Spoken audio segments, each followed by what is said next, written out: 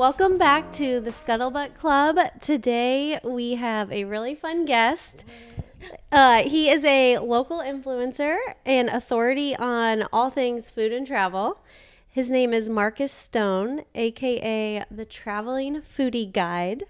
Marcus, welcome to the Scuttlebutt Club. Thank you. Welcome. It's been a long time coming. But Yeah. That intro, you made me sound so good. We I love like that it. you just Let's- Taylor Swift introed yourself too. Yeah, let's do that again. No, I actually don't even like talking about myself. I just let everybody else do the talking for me. I'm just your guy. Well, you're gonna talk Put today. it. Yeah, you're okay. going to get you talking.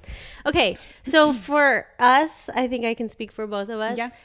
I feel like we use your Instagram page as a reference a lot. Yeah. When it's like, I feel like couples all the time are probably like, where are we going to go eat? What are we going to do? And it's nice to like pull that up, especially if you want to try something new. Yeah. But to start, we kind of want to get to know the guy behind the Traveling Foodie Guide. That's why we're here. Yeah. to Yes. Talk about Marcus. Yes, Yeah. because I feel like we don't like know you that much. It's so funny you say that too, because I actually do have a brand manager, and once he got hired, he audited my profile, and he says, "I love everything about your page. However, we really need to personify this brand. Yes. People really need to get to know Marcus." And honestly, I did that on purpose. Like, I just wanted it to be about work. Like, I have a really good work ethic, and I just want, like, I've always looked at Traveling Foodie Guide as a job. But and that's the way I treated it. Like, this is work for me. Like, people see me in restaurants and I'm waving my camera around and doing this, and they're like, "Oh, that looks fun. I want to do that." And I'm like, that's how you see it. And it's fun for me too, but it's work. Like, Yeah. I'm very disciplined when it comes to work. And so that's what I wanted to do. But I recently kind of got outside of my comfort zone and started personifying my brand a little bit more, speaking on camera more, doing more stories, doing Instagram lives and stuff like that. So people can get an opportunity to know the person behind the big smiles that's always like smashing food in his mouth. So tell us what you did before this all came to be. So it's crazy enough. I'm actually officially today 4 months removed from a 17-year career that I was in. So Wow. you guys are actually getting the exclusive, because I haven't really gone on record and talk about this publicly. So you guys are the first to know this. But I actually left a 6-figure career of 17 years to pursue Traveling Foodie Guide full time, because I absolutely love it. Well, So, congratulations. thanks. Yes. I was in the automotive industry, worked my way up to a high level management position, and have been doing that for a very long time. But Traveling Foodie Guide just tugged on my heart. I went to high school and college for radio, TV, communication. I always wanted to do something in that field. It was something that I was just truly passionate about, and I just decided to take the big leap of faith and just desire to wake up every single day and do what I love for the rest of my I life. love that. Also, you have a great voice for this, so Yes. it all Thank works you. out perfectly. I appreciate it. Part of it is congestion. So shout out to I was gonna say shout out to whatever brand you're using to manage. Sponsor us. No, you want to know something crazy? Like, true story. Growing up, I was one of those kids that had the. I was a late bloomer to the development of a deep voice. Like, Okay. I was really late. I was tardy to that party. Everybody else was like growing all this facial hair and voice was deep, and I'm like, "Hey guys, we gonna shoot some hoops today." You know what I mean? I was really late to that party, but once I actually. Like, radio TV has always been a part of my heart, even though I got in my previous industry and I did it for a long time and I was in a leadership role for a long time. Radio TV has always tugged at my heart. Like, I used to have a Facebook Live morning show called The Daily Dose Show, where I would go on every single morning and pump positivity, inspiration, motivation, and education at 6:30 a.m. live, Monday through Friday. It just was always in my blood. Anything to do with radio TV, I was just all about it. And I believe that that's where I got a chance to like resharpen and re-hone in on my voice skills. And the crazy thing is, I'm not even done yet. Like, truth be told, I want to get into some like voiceover work in the near future, 2025 and stuff like that. And I want to hire a voice coach, because I want to take this as far as I can take it. And it's something that I absolutely love to do. So, and I'm a person that's like a constant growth mindset. So I'm always trying to fine tune and get better. Every time I post a reel, I'm watching it. Okay, where could I have been better? You know, I'm like super critique myself. I'm super hard on myself. So yeah. But this is like so new, so it feels like you've had this like amazing growth in this time period where it seems like, I hate when people say this, like almost overnight, but it's not. Like, you've been doing this for years and years and years to get you to this point. And that's what people really don't see. So, you know, with social media, we get the flash in the pan, we get the instant gratification. you see that 30 seconds, you're like, wow, you know what I mean? But what you don't see is 2.5 hours in a restaurant, 2.5 hours editing, taking 15 takes on a voiceover. just planning to get there too. Oh yeah. I mean, it's a lot of behind the scenes that people don't see that goes into what it takes to create a 30-second video. Like if people only knew, like people DM me all the time, oh, I love what you do. It's amazing, this and that. And I always tell people, okay, everybody wants to do this until number one, you gain 25 pounds. Number two, you realize that it literally will take you 2.5 to 3 hours to edit a 30-second video. Like everybody glamorizes it because what they see on the surface, but you don't see the hard work that goes into behind the scenes. And I'm such a perfectionist. Like I did my first cooking in the kitchen segment last month. And it literally took me 4.5 hours to edit that 1-minute video. And I was like, this is going to be the death of me. But I love it so much. That love for it is what, makes that time go by fast. You're kicking yourself like, what am I doing? What am I doing? But it's that when you look at that finished product, no matter how many views or engagement it gets, you're like, that's my baby. I spent time on that. That's quality material right there. Like, I love it. I love that. Can I ask if there was an instance or something that happened that kind of gave you that courage or the push to leave your career and make this full time? Because I feel like that's scary. It is extremely scary. It's probably one of the scariest things I've ever done in my entire life besides jumping out of an airplane. And I've done that multiple times. I wouldn't say that there was necessarily one specific moment that was like a straw that broke the camel's back or anything like that. I just really think it was God tugging on my heart to say, hey, like, I finally came to the realization that money wasn't everything. Like, money is cool, money is important, but money isn't everything. I started thinking about fulfillment. Like, God put the word fulfillment on my heart. A lot of people try to focus on being happy. And for the longest time, I also did that as well. What makes Marcus happy? What makes Marcus happy? But then God put this word fulfillment on my heart. And there's a distinct difference between happiness and fulfillment. What would you do for the rest of your life for free if money didn't matter or anything like that? And when I started thinking about my fulfillment, I think about something my uncle told me a long time ago. He says, God gives you about 80 years. And the crazy thing is my uncle told that to me when I was a teen, when I was like 16 years old. And then I learned about life insurance, and I learned that the average age of a man is about 80 years old. So I'm right around the time I was about to become 40, I'm like, okay, I'm about to be at the halfway point of my life. What do I want the next half of my life to look like? And the word fulfillment just came upon me. So I noticed that, I was able to accumulate a lot of money in my previous industry, but what that did was provide temporary happiness. And what I wanted to be focused on for the next half of my life was fulfillment. What am I going to wake up and smile about every day? Because guess what? Even though I was making all the money, I wasn't waking up smiling when I had to get ready to go to work. It was a dreaded work. Yeah. So now I'm still in my infancy stages, but I smile every day that I get to do what I love every day. And it's a wonderful feeling. Every time I go to work now, when I'm creating content, when I'm doing consultations, when I'm traveling to another city, another country, if you guys were like a fly on my shoulder, I'm smiling the whole time. I'm on an airplane like, yes. I'm driving in a car. Ooh, I can imagine these angles and this. Ooh, the voiceover. Like, I'm just smiling the entire time. So I get to honestly say for the first time in my life, I'm waking up fulfilled every single day. That's awesome. Because I feel like a lot of people can't ever say that. Yeah, and it's tough too. I mean, it takes for you to make money to realize that money isn't everything. Because when you grow up poor like I did, and where did you grow up? On the south side of Chicago. Okay. Yeah, so when you grow up poor like I did, you fantasize and romanticize all the things that you see on television and all the people that have money doing. Yeah. And so you strive really hard to work to accumulate your own wealth and to get that stuff, only to realize after a while, like, it doesn't mean anything. The new car is going to get old after a while. The new house is going to get decrepit and have issues and all this stuff after a while. So all the material things that we fantasize about and romanticize, it takes for you to accumulate that to realize that it's truly not the most important things in life. You can't take that house, that car, those gadgets, that purse, you can't take that stuff with you when you die. But what kind of legacy can you leave behind? Like, that's what I'm more focused on these days. Marcus, you're taking us Preach. to church. Hallelujah.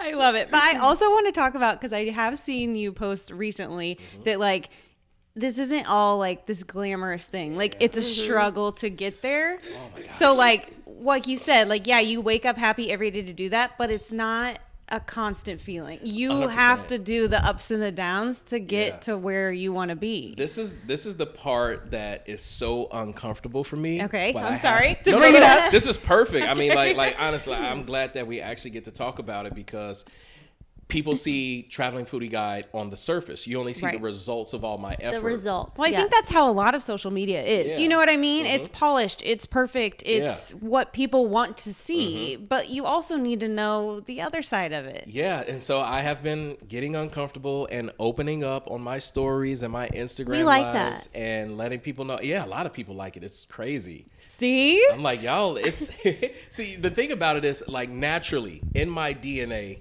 I am a positive person. Like I always try to look for the positives in things. I try to look for the positives in situations. I always try to look for like positive outcomes. How can it be a win-win? That's just naturally deep rooted in me. So that's what I try to pump into the world because social media has been filled with negativity. I see myself as the counterbalance of positivity, right?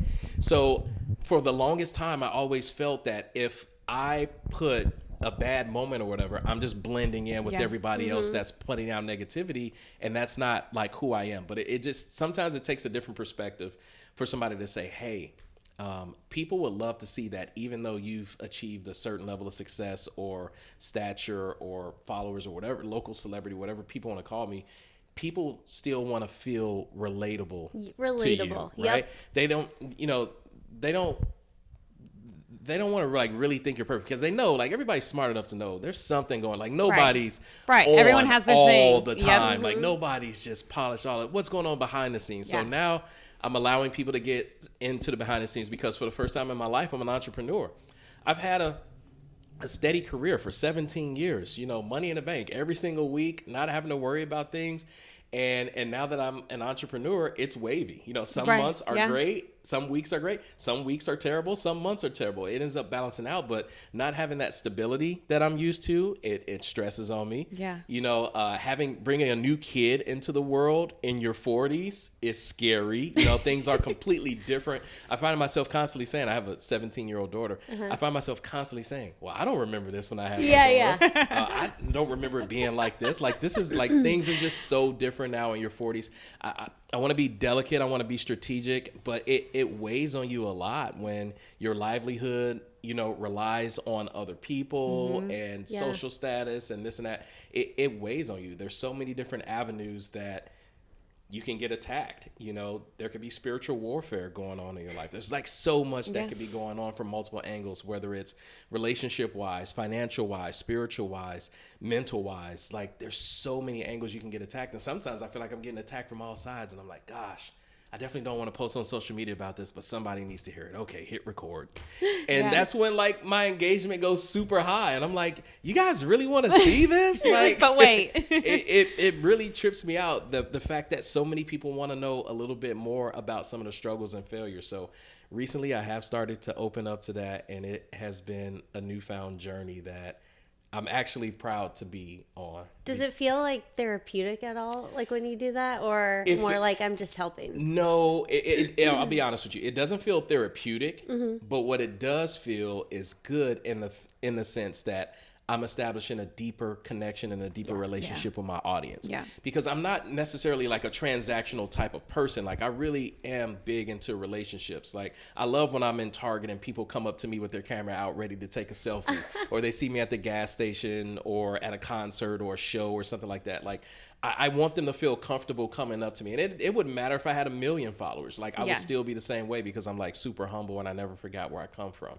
So deepening that connection and that relationship with the people who helped create and make Traveling Foodie Guide this big person that he is, I love that relationship can get deeper and grow deeper the more that I expose myself to them. So that's what makes me feel good.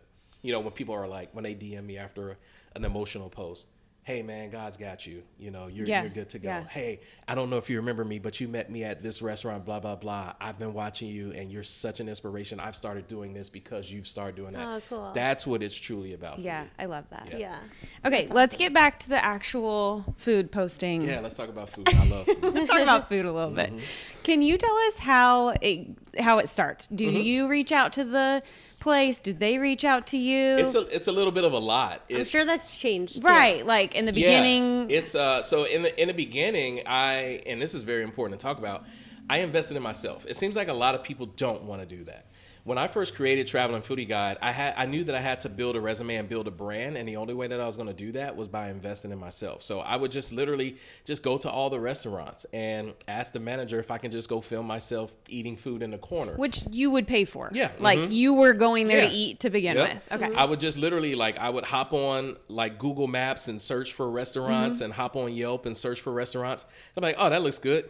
And I just go there and ask for the manager, like, hey, I'm starting this content creation page about food, and I'm just curious, with your permission, if I can just go to the corner and film myself, like, trying your food and stuff like that. And I was paying for it. And I did that for several months as I was building my audience, building my brand. And then it got to the point where I started to become a little bit of something, and the restaurant started giving me, like, some free extra items and stuff like that. Then it got to the point where they were just like, my following kept growing and the quality of my stuff was good, and they just started giving me free food. And then it got to the point where like it just kept growing and growing and growing. It was very linear. And then one person just asked me when I went, and they're like, yeah, how much do you charge for this? And like the light bulb went off in my head. I was like, I can charge for this? It was never that, because that's not how Traveling Foodie Guide started. Like it happened sooner than I thought it would, because when I first had the light bulb idea of creating Traveling Foodie Guide, I was in Greece, and I was like, the food was very expensive. I went to my first Michelin star restaurant. I didn't know it was a Michelin star restaurant, and that bill let me know it was a Michelin star restaurant. And I was like, was it great though? I'm gonna be honest. It was okay. It was food that I had never ate before. It was Okay. like one of those 10-course meals, but every yeah. course is like this big. Yeah. You know what I mean? So it was cool. The experience was great. I mean, considering the fact that I can say that I ate on the edge of a cliff in Santorini, Greece, in a Michelin star restaurant, that in itself is everything. So I had this thought and this idea of, I need to, with all this traveling around the world that I'm doing, I need to be expanding my food palette, and I bet you with my personality, I can like grow an audience, and that audience can get big enough where I can approach these Michelin star restaurants when I'm traveling to all these countries. Like, hey, I got a big following. Let's let me film content for you guys, and you guys give me free food, because I don't want to have to keep paying $750 for a meal for three people. You know what I mean? For this, yeah. So that was the original idea of how Traveling Foodie Guide started. But I know that I needed to reverse engineer it and build that brand up, and that building that brand meant investing in myself. I just didn't think it was going to happen as soon. And so when people started, I was like, I don't even know what to charge. You know what I mean? Right, Google. That wasn't the goal. Yeah. Like, I just wanted to, go to different countries and eat for free. Right. That's what Traveling Foodie Guide originally started at. But yeah, then I started to research monetization. Like I never knew that I was an influencer. Like I went to school for radio TV, so I thought I'm just creating content. I didn't know that I'm actually influencing people. Like I never called myself an influencer in the beginning. So that was kind of weird to me. But then after he asked that first question of like, how much do you charge? Then I started researching, okay, how much does an influencer get paid? And this and that. I started reaching out to other influencers in other cities that were far ahead. And I was developing media kits and all this other kind of stuff. Like it transformed a little bit, but I just stayed consistent. It grew, and things went very well for me. I love that. Yeah. Yeah. So then now everyone's reaching out to you. Yeah. And it's, Wait, I have a question. yeah, go ahead. Do you, like, when you go there, say any restaurant, do they know, like, okay, I want him to talk about this, so we make him this food? Or do you, like, look at a menu and say, like, oh, I'd really like to try this and this? So it's a combination of both. So, Okay. And as far as communication, it's inbound and outbound. So majority of the time I get emails and DMs from restaurants that want me to come promote them and whatnot. And sometimes my followers, they DM me places that I haven't seen because I'm so busy, and maybe I'll reach out to that restaurant. So it's outbound and inbound. I'm not going to try to sit here and pretend like I get 50 emails a day from these restaurants, because it's a combination of both.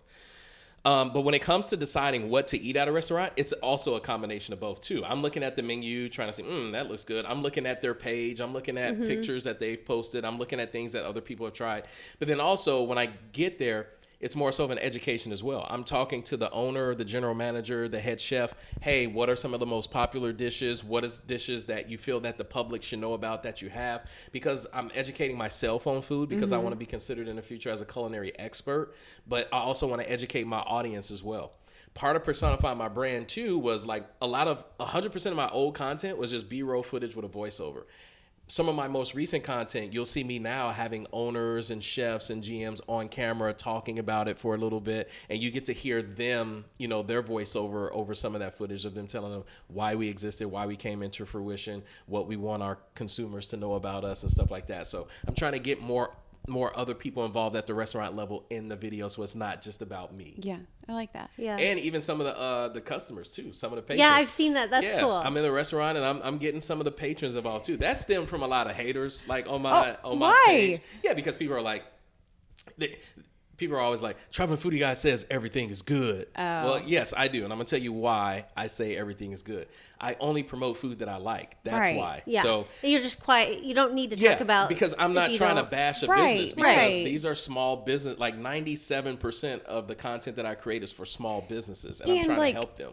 Taste food is like objective to 100%. each person, So so you it's like hit it right on you the may head. like hate it and someone else may love it, and you don't want to dog that. You literally hit it right on the head, because I've realized that I do have the power to influence. If I go on my platform and say something isn't good, that prevents hundreds of tens of thousands of people from potentially going to that restaurant, to whereas they probably would have liked it. But because I said it, they're not going to do it. So I choose to use my platform to promote the positive in restaurants. I want to find the dishes that are good and spread that awareness to the patrons out there, to have them go try the food. Listen, no one's ever going to be 100% happy with what you have to say, I so Yeah. just keep figured that doing out. what you do. Have you ever gone It's somewhere fine. and not liked the food?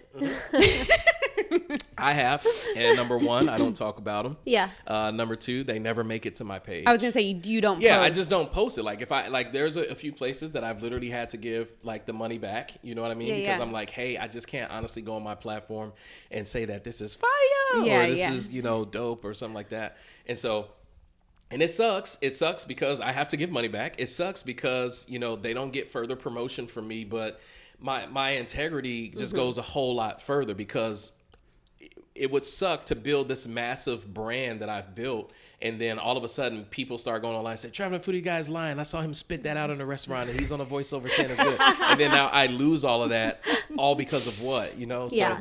I just again, we started the conversation out about me being positive. That's what I do.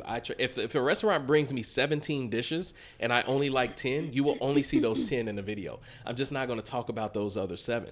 You go to the restaurant and you choose if you work your way around that menu and see if you like it. It's not my job to tell you what to like. I'm telling you what I like, my opinion, my perspective, my taste buds. Hey, come check this out for yourself. I like too how you film it, because you can kind of get the vibe of the restaurant. Because I am maybe this is like a little bit shallow. I feel like my husband would be like, it's just because you like Instagram or what. It's very Instagram looking. I like a good atmosphere. Yeah. Listen, if the food is good and it is just like in a strip mall, I'm still gonna go there. 100%. But also sometimes it's fun to get a little vibey place. You hit it right on the head. So I've been doing that from the beginning, and the thing about it is I always wanted it to have like some sort of a production or commercial type of look to it. You know what I mean? And that's just the radio TV background in me. I wanted to paint a full picture of an experience in 30 seconds. That's what I wanted to do. That's hard. That's quick. It is, but that's how our attention spans. Right. Think about We how don't quick have you longer scroll, than that. right? No. Yeah. So that was the reasoning behind that. That's what I wanted to do. I didn't just want to focus on this food, because Traveling Foodie Guide is just really showing you what an experience is going to be like at these places. This is what you're going to look at when you look at the walls and stuff like that. Because again, I went to Greece and I paid for a $750 meal on the edge of a cliff in Santorini, Greece. If I was at a hole in the wall and I had to pay that, I don't know if I would have been as excited about it. If I had no pictures on the wall, no scenery, no vibe to look at. But it's the experience, and that's what I like to focus on, the experience, because I believe that it creates an emotional connection. And once you have that emotional connection, that's what makes people want to take action. Yeah. So I'm very strategic with Traveling Foodie Guide, and that's a part of it. So thanks for picking up on that. And it helps you know like what to wear. Oh, I was gonna say you need to add a little note in the caption, where to park. Oh yeah, What's the parking situation? You know what? You are. My followers actually do that for me. Do they? Oh, absolutely. Perfect. My foodie goons, I love them. Like there's a percentage of my audience that I am just absolutely in love with. They got my back no matter what.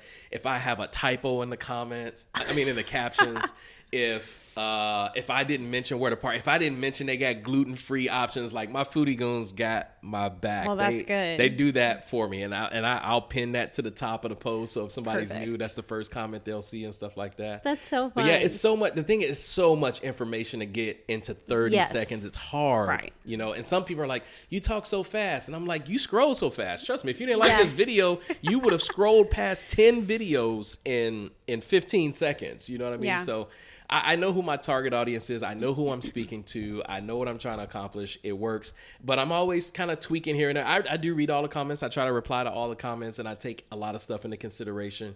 Like for the longest time, I didn't put addresses in the reel. And I know a lot of food influencers that go to restaurants do that.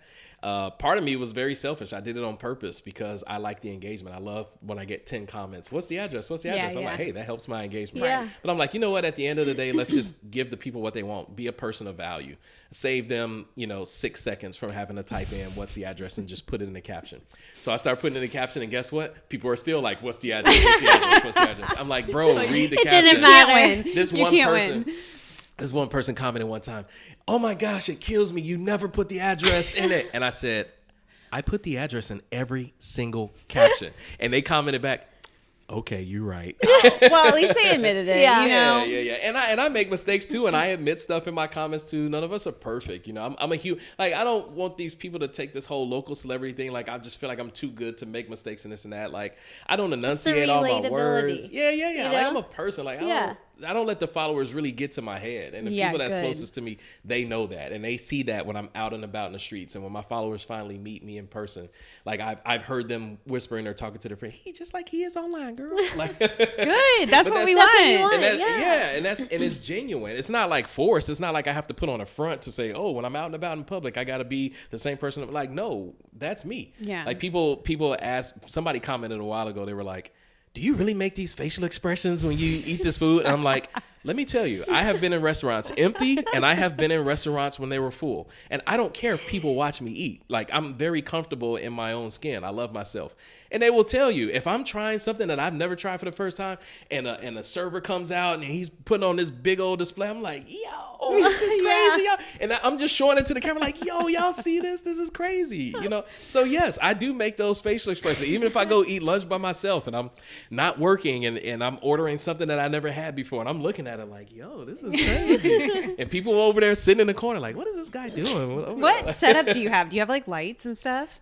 Yeah, just little cheap LED lights Like from just Amazon on the and stuff table like or that. something? Yeah. Oh, okay. Yeah. I don't have no fancy rigs or nothing like that. And it's funny because sometimes, like, restaurants, when I come, they're expecting this like full on production. They're like trying to team find and a big spot for you or cameras, and something. They're always asking, what's the best spot for this and that? We got to make the room for all your stuff. And I'm like, bro, like I shoot 98% of my content on my iPhone with some cheap little Amazon It's LED fine. It looks lights great. that, Yeah, it that looks cost so $10. good. You know Yeah. what I mean? But the reason that it looks so good, you're a photographer, you can understand and respect this. It's all about light. Right. Like if you Like understand, put me in front of a window. yeah, if you understand lighting is everything. Right. How to control exposure compensation, natural light versus artificial light, color temperature, contrast. Again, what you're saying right now, like people are like, what? You have to worry about? You know what I mean? Yeah. It's You know, so and that's much deeper than people think. And that's it. That's why a lot of people, they're like, oh, I can go wave my camera around in a restaurant. I can do what Traveling Foodie Guyde does. And it's like, it takes a certain level of knowledge to understand how to get your phone to create quality, that looks very professional, and people just don't understand that. People are DM all the time. What camera are you using? What lens are you using? What this and what this? I'm like, yo, I'm shooting all this stuff on my iPhone. I just understand things that you don't. Yeah. Like I just to be very transparent, like I have a photography background. I've been published in magazines. I've had covers of magazines. Like I understand light, and radio TV was just a big part of my history and my past. I'm 41 years old. I'm not like 23 fresh out of college. Like this stuff is like deep rooted in me, Yeah. So I pay a special attention to detail when I'm creating my content because I'm putting a special package out and I'm doing a service for somebody that's paying me. So I want it to be at the best quality that I can. And You can tell. And honestly, I still don't feel good enough. I mean, I think that's what everyone does, especially when you're like constantly growing. It's like you have that imposter syndrome, and you know, like you said, your mentality of I can always get better. Yeah. You're always going to feel like that. Yeah. You know what I mean? Always, like still to this day. You know, they say comparison is a thief of joy, and I think that's really true because at the end of the day, I should be very proud of what I've accomplished in these past couple of years of traveling Foodie Guyde. But I come across content creators on social media all the time, and I'm like, yo, they are dope. But then I have to fight that inner battle of emulation because there's one thing to be inspired by somebody, and there's a completely different thing to copy somebody. There's been so many people that have copied me. Really? And I used to get so upset about it. And I still have my little struggles to this day, if I'm just being honest with you. But at the end of the day, I got to look at the big picture. Like we all draw inspiration from some people. But the difference is like I pay homage. Like I talk about other creators in my interviews. I talk about other creators in my reel. I give some other creators like credit in my caption saying, hey, you know, 317 agent, thank you for putting me onto this spot right here. You know what I mean? Like, yeah, I'm the food dude, but I don't know everything. Yeah. You know, a lot of my followers, a lot of restaurants that I go to, my followers have DM'd them to me. Like I have a very busy, productive life. I don't have time to constantly scout new restaurants. I do it, but sometimes my followers help. I see other creators that I find places from them. You know, it goes full circle. I love that. Yeah. You got to ask him the next question because I know you wrote that. Which one? About his grandma. Oh yeah. I was reading about just like how she always served others. Like you talked about how she served others and everything that you did or everything that she did. Yeah. And I feel like we've touched on it a little bit, but like has that been a big source of motivation for you with traveling Foodie Guyde and everything you're doing? Because I feel like you help influencers starting out and people, and I mean all these restaurants. Yeah, I think in an indirect way. And to some people, I think it may be even in a direct way. I personally don't think about it because I think that it's deep rooted in my DNA from my grandma. Yeah. But man, you Wait, making me emotional. Can we get your grandma's name? Yeah, her name was Barbara Brown. What did you call her though? Barbara. You called her Barbara? She wanted everybody. You did not call her Barbara. Everybody called her Barbara because she wanted that because she never wanted to feel like a grandma. Stop. She wanted to always feel young. So everybody in the family, everybody in the neighborhood, hilarious. Everybody called her Barbara. I And love she that. wanted that. Yeah, good. Yeah, that's what she wanted. So, yeah, we called her Barbara. I didn't call her Grandma Barbara. I didn't No, she wanted everybody to call her Barbara because she wanted to feel young. And honestly, I feel like I'm going to be the same way. Like Yeah. I think I want my grandkids to call me Marcus just because I like retaining that youth. Like when people see me, people We're the think, same way. I know our mom is like Nana because she's like I don't want to be grandma. I want to be like a fun Nana or something. I don't know. It's just So, like the same vibe. I love the fact that I have a connection with like the youngest generation, like these teenagers that's in high school right now. Like Yeah. when I'm out and about, when I go to fairs and stuff like that, they're coming up to me, taking pictures, calling me Unc and stuff like that. You know what I mean? Yeah. Like I love the fact that I'm relatable to that generation. But to get back on to what you're talking about, that's just me wanting to maintain the youth. When it came to Barbara, like I grew up literally watching her like serve other people. Like, so she worked at Lutheran Social Services and she would take me to work with her sometime. And her job was to help alcoholics, like, you know, transition their life to become non-alcoholics and drug abusers and things like that. And then she also had a couple of other odd jobs. She took me to work with her when she was working with some of the young teenage girls that were maybe off the beaten path, and she was trying to help them get back on.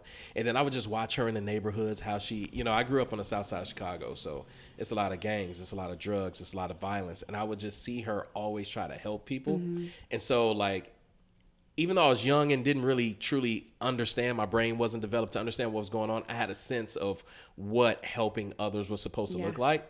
And I just always had that like servant mentality.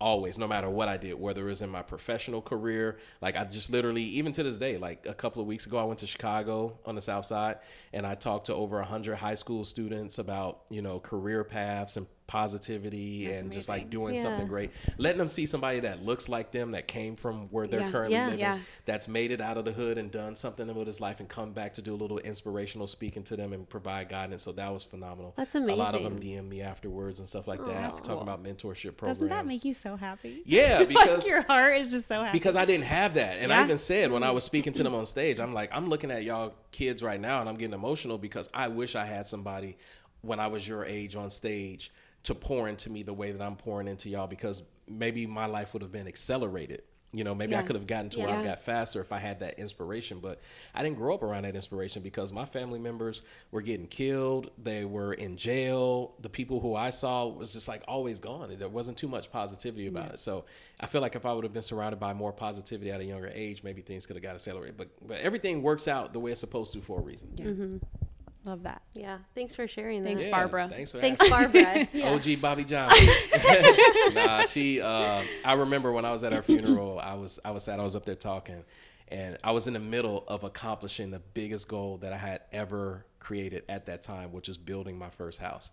And she died right in the middle of me building my first house. And I was up on the podium talking, and I was like, man, this sucks because you didn't get a chance to see me accomplish, like, come from a little poor black kid on the south side of Chicago to building a fancy house in one of the highest rated school districts in Illinois.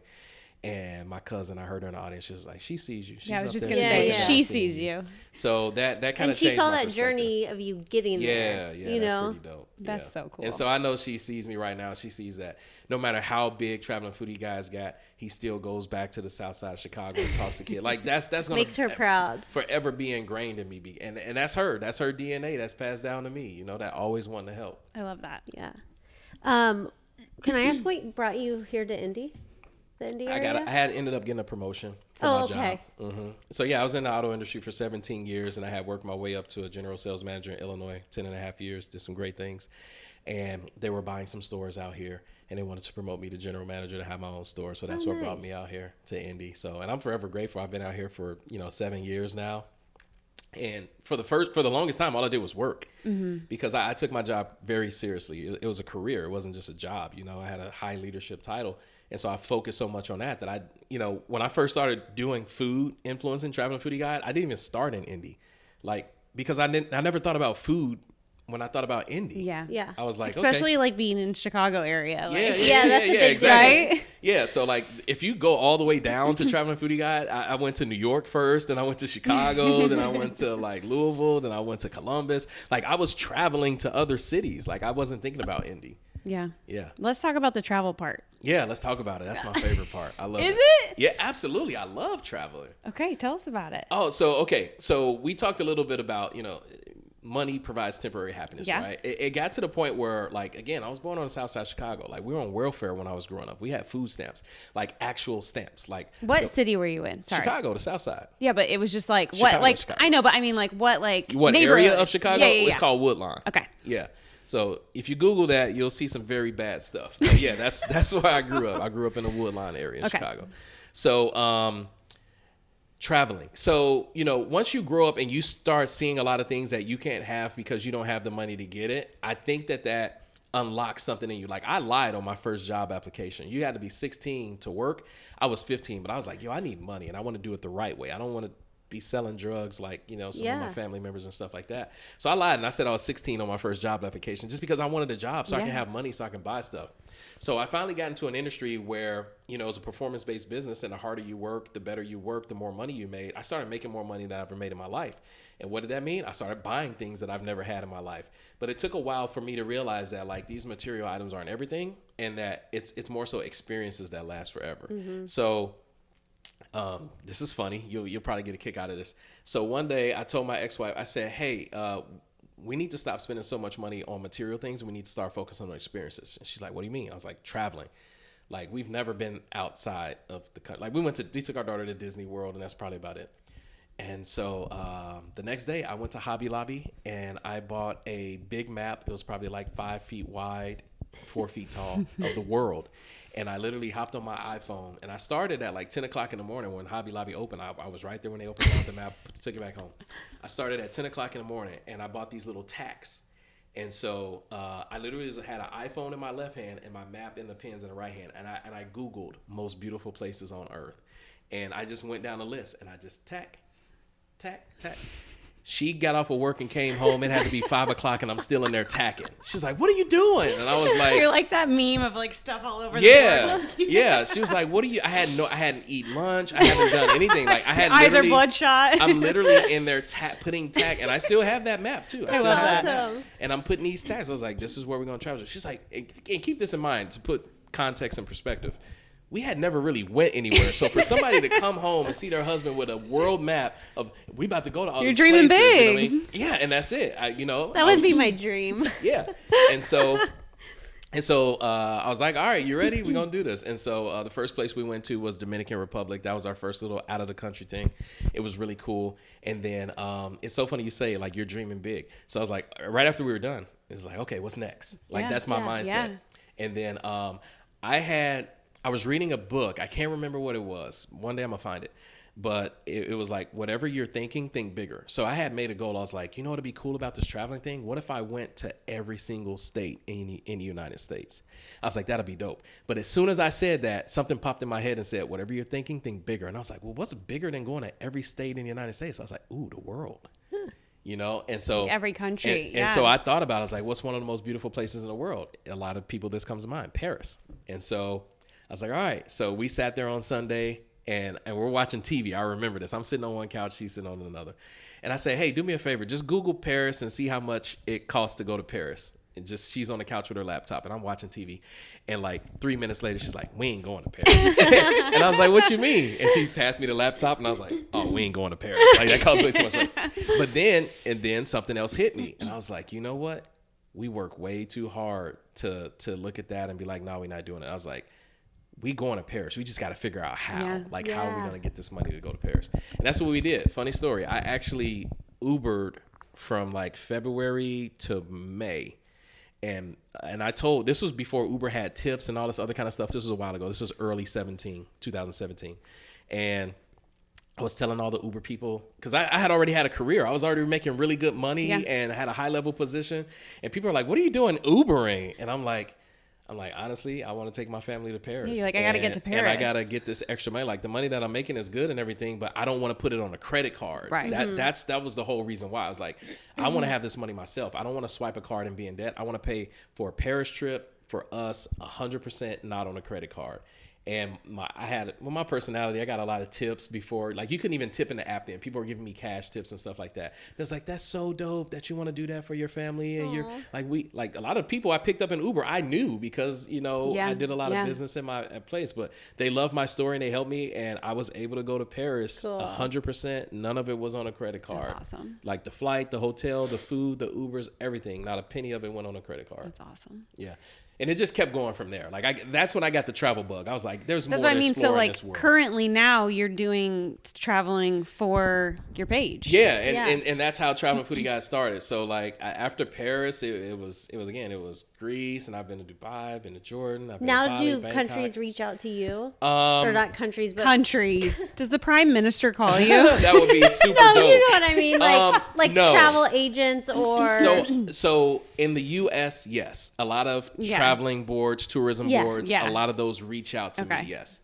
In other countries, no. I reach out to them because they don't know Traveling Foodie Guyde in Bali or Bangkok. Right. But my job is to create awareness around myself. So I will reach out to them hotels in Bali and Bangkok and expose myself to them. If they like what they see, absolutely, Traveling Foodie Guyde, let's collaborate. Yes. Yeah, that's awesome. Hopefully one day I get to a point where, yes, I'm that big but honestly, even some of your biggest creators, they are still reaching out to those. Like even if they have 1 million followers and they are travel content creators, they're reaching out to those because these people at these hotels and restaurants in other countries, they're not hopping on Instagram trying to find the best influencers, the vast majority of them. You know what I mean? Yeah. So these influencers, they're reaching out to a lot of those places. Yeah. I think that's just how the culture is. You know what I mean? And it's not no, and it's work. Well, I think people think, oh, you're doing it's like that's part of it. Like, yeah. And especially you want to pick places. You want to, that's what you know I was what I gonna mean? say. Like, especially if you want to be in your own little category of what you like. That's what it is. I want to go to Japan in April, and so I'm going to be reaching out to hotels and restaurants in Japan to see if they want to collaborate. Yeah, they don't know you're coming in April. Exactly. They don't have your schedule. Yeah, 100%. All right. That's awesome. Where's your favorite place you've traveled? That's very tough because I've been to some beautiful places. Like I've seen, some of the 7 wonders of the world. I've dined in the tallest restaurant in the world in Dubai. I've dined in fine dining restaurants that's been in movies in Bangkok. I skydived over the palms in Dubai. I had lunch looking at the Eiffel Tower in Paris, it is so hard to say pick. what's my favorite because I try to search for the top best thing. Like I ate on the edge of a cliff in Santorini, Greece, overlooking the caldera. Like it's very tough. Like I love talking about the experiences, but it's tough to just nail down one because they're also different too. Yeah, and they provide a different experience for me. Like even on my personal Facebook page right now, and it has been the same ever since before I even became Traveling Foodie Guide. It says on there, work hard to travel and eat good and for the views. Like that's what I've been about ever since I started to focus on experience. I want to have a dope view and I want to have some good food. You know, that's what it's all about. I want to sit back and, because you're in a restaurant for at least an hour, and your food is only on your plate less than half of that time. So I want to have, like, it's cool to conversate, but I want to see some views. I want to see some dope art. I want to see some attention to detail when it comes to the feng shui. You know, I want to see a good scenery if we're outside. Like that's what I like. Let's quickly pivot to talking about mental health. Yeah, I know we kind of talked about that before we started, but I know. Are you okay on time? Yeah, no. Okay, we can be quick. No, I'm just gonna stop my because I was recording. Oh, okay. I just stopped it. Okay. Because I've been going 50 minutes. It's a lot of gigabytes right there. All right. So we know mental health is big, and we know you've been talking about it more lately, opening up to. We briefly talked about that, but we wanted to talk about that plus the importance of you talking to your listeners about healthier choices and that's big for us. You know how you've said I don't weigh 500 pounds eating all these things. So talk to us a little bit about that. So mental health is very important to me because I have struggled and still struggle with mental health. It's something that is not talked about a lot in the Black community because it has been stereotyped for decades of being associated with crazy. And nobody wants to appear crazy. Like, you got to go see a therapist or a psychologist because you're crazy. And so, like, mental health is a very touchy subject. And so I'm deciding to leverage my platform to say, hey, just because you want to be smart about your mental health doesn't make you crazy. What's crazy is consistently hiding it and holding it in and not talking about it until it's kind of like shaking a pop bottle. Like if you take a bottle of Coke and you just keep shaking it up, and these shaking it ups is equivalent to bad things happening in your life. And then one day when you finally like open it up, which is you opening up, it's going to explode. That's what I believe is crazy. So I like to think about taking preventative measures. And so, hey, when you get that one shake, okay, let's recognize this. Let's understand this. Let's question this. Let's self-identify. Let's get to the root cause of it. Let's create solutions behind it. I think that's very important, and it is touchy because anytime people talked about their feelings, especially males, more specifically Black males, they were labeled soft. Yeah, or weak. Yeah. And when you coming up and you growing up in the hood, like you don't want to be labeled as soft. Oh, he's soft. Old emotional dude. You don't want to be labeled as that. But at the end of the day, there's what we've come to realize is that a lot of the hardest people, they have those same emotional issues. They just don't show it because of that image that they're trying to portray. Yep. I saw something the other day that said one of the biggest superpowers you can have is being able to open up and ask for help when you need it. Yeah, and that's dope. I never Not looked a at weakness, it that way. you know? I never looked at it that way, and that is pretty dope. But I just think that it's important to because people like idolize me, and I don't mean that in a negative way or idolatry or anything like that, but people look up to me, and if I can put some sort of positive message that can help implement change in their life, then I feel like I'm doing my job. Yeah. Because again, that's that servant mentality that I've always had. I think that's important for you too with the platform that you have, Yeah. where you're getting that negative feedback. It's like you got to be mentally Yeah. okay enough to handle it. And I think about it like this: like, okay, if me opening up and talking about my feelings makes me soft, okay, I'm soft. What does it matter? Yeah, right. Whatever. Oh, yeah. Like, okay, how does that help or hurt your life? Right. Like, this is how I feel. I want to get better at it, so I'm choosing to make a choice to self-identify and learn and be better about myself so I can progress in life to where as you're holding on to your stuff and you're deflecting is what you're doing. It's going to come back. In In actuality, you're soft Yep. and you're just not showing it. Yep. You know what I mean? So I think that's very important. And then the other side of things we touched on a little bit when it comes to physical health. So we talked about mental health. Physical health is important. I had to realize that, if you look at my content, you see me eating 17 plates of food on this table. But in reality, it's not like I'm lying to you. I'm making a commercial for a restaurant. But in your mind, oh my gosh, I got to go try those 17 things. I'm only sampling those things. Right. When you're going to that restaurant, you don't go out to eat every day. You're going to go smash because it's so good, Yeah. right? And then your scale is going to stop. I had to take the responsibility to say, hey, guys, I'm not eating all this food. Right. Hey, guys, why do you think that you've seen me go to 500 restaurants over the course of 3 years and I don't weigh this much?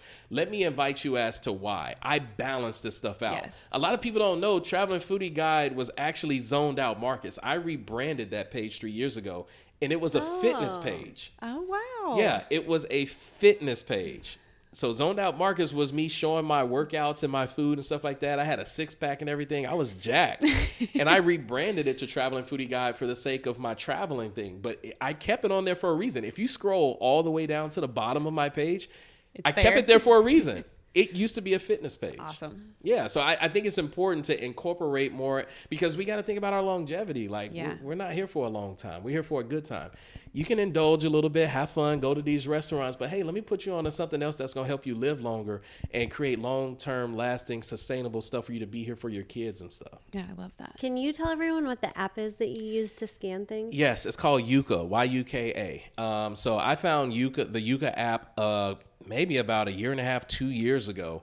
And when I would go to the grocery store, it's really cool. You just get to scan the barcode on the restaurants. And thank you so much for asking this question because I got it. Please do me a favor. And when you edit this, make this one of the things that you're going to repurpose, this little 30, 45 seconds. Okay. Go. Okay. So when you use this Yuka app, it's really dope. You download the Yuka app. It's 100% free. You go to the grocery store and you scan the barcodes. When you scan that barcode, it's going to give you a list of ingredients and what those ingredients mean. They're going to label them if they're hazardous, moderate, or not a threat at all. What I'm doing when I'm in the grocery store is I'm looking for foods that have hazardous ingredients and I'm looking for substitutes. If they say that the food item is poor, I look into the ingredients. Is it poor because it has too much salt, too much sugar, or does it have hazardous ingredients? If it has too much salt, sugar, butter, cholesterol, fat, or whatever, I can control my intake on that. Right. So I'm not too concerned about if it's too sugary because I know my daily caloric intake. I'm worried about putting hazardous ingredients in my body that could lead to cancer. Right. So I want people to be very smart on how they use this app. Just because you scan it and it gives you a score of 32 out of 100 doesn't mean that it's that terrible. It means like, hey, don't eat the whole box. Right. Don't go crazy on Moderation. this. Moderation. Yeah, do this in moderation. But my goal is to eliminate or reduce the amount of toxic, hazardous ingredients that I put inside You're my body. preaching That's why I use to that. our choir. We love Yes. this. Yeah. We're like this too about products. With, Yes. You know? Yeah, and I'm not in the, I know, like, that's a deep skincare dive. and That's a stuff deep like that. dive. But you can do that too. Like Yes. crazy enough, I was in Target and I started scanning shower gels. Yeah. You know, and Yeah. crazy enough, like I use Axe, and I'm not ashamed to show it. I've been using Axe for a long time, but I scanned another brand that I won't say because, whatever. I scanned it and it had toxic stuff in it, and I scanned Axe and it didn't. I was like, oh man, I've been using the good stuff You're like, all the time. yes. I'm gonna keep using it. So Small victories. yeah. All right. Why don't you do rapid? Okay, yeah, we have kind of to wrap things up where we want to do some rapid fire questions. Yeah. Drink your water. Okay. Get ready. This is Get where ready. I suck. Oh no, you'll be good. Oh, You I promise you, this is where I really suck. if because- you suck, it's relatable. Because it's people, fine. Yeah, people be always ask me relatable. favorites We'll on help rapid you. fire, and it's tough because there's so many. So Okay. I'm ready for it. Okay. All right. There are some favorites on the list. Yeah, I know. Okay. What is your favorite food around the holidays? Holiday food. Okay, just do Thanksgiving because it's Lasagna, coming up. Lasagna. Oh, I that's know a it good sounds one. weird. Yes. We love that. Yeah, lasagna. Lasagna's fire. Homemade, not nothing. That No, you no, buy yeah, in the yeah. freezer, Okay, yeah. favorite restaurant you've been to in the last month? Month. Oh, I just came back from New Orleans, so. Oh, you did? Oh, yeah. Don't say you went to Taylor Swift. No. On a food tour. Come on, I'm a traveling foodie guy. I Well, gotta go see maybe the wrap food. it into there. I really like this restaurant called Monday in New Orleans. That's probably one of my favorites. Okay. Yeah. All right. Favorite meal that you cook at home? Well, considering I only really cook one meal, breakfast, I got to go with that. Okay. What? Okay, so I make the same thing all the time. I make 4 scrambled eggs mixed in with some organic cheese. These are organic eggs, by the way. And I recently got into organic waffles, making them myself. I got a waffle maker and an organic waffle mix, and I use maple syrup. And then I always pair it with some fruit, like organic strawberries. Love. And then I drink a shake that is half Shakeology and half this organic whey protein that I found with a little bit of organic PB2 mixed in. So it tastes like a chocolate peanut butter shake. Love. All right, best foodie city. So far that I've been to, it would be a tie between New York and New Orleans. Okay. Yeah. Nice. All right, pizza or wings? Both. At the same time. Combo. At the same time. Combo. Wait, I love what's the place by my house that has the best Crafters? wings? I always Passion? say Passion. Oh yeah, I haven't been to Passion yet. They have the Yeah. best You gotta wings go there. and pizza. It's on my list. Like Okay. I have a list of Okay. hundreds of places. Sorry, sidetracked. No, you're good. We're Okay, rapid favorite fire. sport and sports team. Basketball, Bulls. Ooh. Jordan all day. No question. Okay, if you had 4 free hours today, what would you go do? 4 free hours. I would relax. Chill. I would really relax. Okay, like you good. guys don't know. Like I developed. He's a crazy, tired, Yeah, I guys. have developed a crazy work ethic. So like sometimes I feel like Rihanna. All I do is And you have a work, work, baby. work. You know what I mean? So Sleep's probably minimal. yes, I How's want he to doing with relax. that? Man, he's good with the sleep. He sleeps good, throughout the good, night now. good. Everything's good with that. For a while he wasn't, Mm-hmm. but I think at the 3-month mark is when he started like sleeping all throughout the night. So that's been good. So yeah, I would want to relax. I would want to play Call of Duty. Like Yes. like I used to be big into video games a long time ago, and it dropped off for a while because life's, you know what I mean? But I just want to relax and chill and like murk some people in Call of Duty. Booth or table? Table by the window. Okay. Oh no. Oh, no. I'm sorry. Booth by the window. Okay. Yeah, booth. All right, last one. Appetizer or dessert? I would say both, but if I had to choose, I'm gonna go with a great dessert. Yes. It's like the icing on the cake, the cherry on the top, the grand finale, the finish them in Mortal Kombat. It's like that's what it is. The dessert. Is yeah. there any dessert you love? Like if you see it on the menu, you're like, I have to get that. Those butter cakes at a lot of these restaurants like 1933 and 101 Beer Kitchen. Yes. They have these butter cakes because it's so dope. They you see how I'm smiling when I'm talking Yeah, about yeah. this? Like, Yeah. you're speaking my love language right now. You take that butter cake and you warm that thing I was going to say, if up. it's warm, we're you done. put that ice cream on top. The hot and cold combo. It's the hot and cold combo with whatever drizzle of whatever fruity topping or chocolate or caramel or whatever, and then top it off with like a basil leaf or a mint or something like that. Oh, what time is it? We need to go to a meal together. Oh, absolutely. That's what we should have did like with this. I think I'm gonna start my own podcast, and it's gonna Yeah, be bring at people and you just restaurants. eat and Yes. chat. Just Wait, eat do you know and the talk. chicken shop date? I don't. That's what she does. That's pretty. They dope. go and eat chicken, and she does a little interview. That's and it's dope. quick. It's just like a quick. Kind of 15. like hot ones. Like I like. Yes, hot like ones. we love Yes. hot ones. Yeah. All I don't know right. how they expect for them to answer all those questions when our eyes No, are watering, no. snot's coming, they can barely talk. Don't do that to people. All right, last question we have for you ahead. that we ask all our guests. Okay. Okay, if you have friends or family coming into town to visit you, where are you taking them? What are you guys doing? His Place Eatery right away. My friends come from the south side of Chicago. They want some good food, good soul food. I'm taking them to His Place Eatery. Where is that? I was just gonna say, they drop got a the new- they address got a for new- us. They got a new location they got one location. Their original location is on 38th Street, and then they have a new location on 86th and Ditch. Oh, okay. But we're gonna get some red velvet chicken and waffles. We're gonna get some collard greens. We're gonna get some mac and cheese. We're gonna get some smoked meatloaf, and we just gonna vibe out and we're gonna have a good time there. And hopefully there's some sort of show in town that's Yeah. going on at Lucas Oil or Game Bridge or something like that. We're going to go catch a comedy show or something like that. You know what I mean? Love that. But yeah, that's what we're doing. We're going to His Place to eat though. Okay, side note, not related to food. No, you're fine. Just wanted to say, I know you're a veteran. Yes, I so am. and I think this is coming out around Veterans Day. Yeah. Okay. So I want to say thank you for your service. Yes, I Thank appreciate that. you. A lot We of people appreciate don't know. it. Yeah, I actually, I went to the military in 2001. September Okay. 11th happened while I was in basic training. Oh, and I wow. ended up going to Iraq in 2003 and 2004. And yeah, so I served our country. That's Wow. amazing. Yeah, thank you very for your much. service. And thank you appreciate for that. being here. We Yeah. appreciate you. Yes, We we know know you're you're busy. busy. I'm so sorry we had to keep rescheduling. No. programs, Oh, it's but fine. I'm glad It's that life. it It's all life, came yeah. together. Yeah. All right. Well, thank thank you so you. much. No, thank y'all for having me on the Scuttlebutt Club. Yeah. Yeah. See everybody next Tuesday.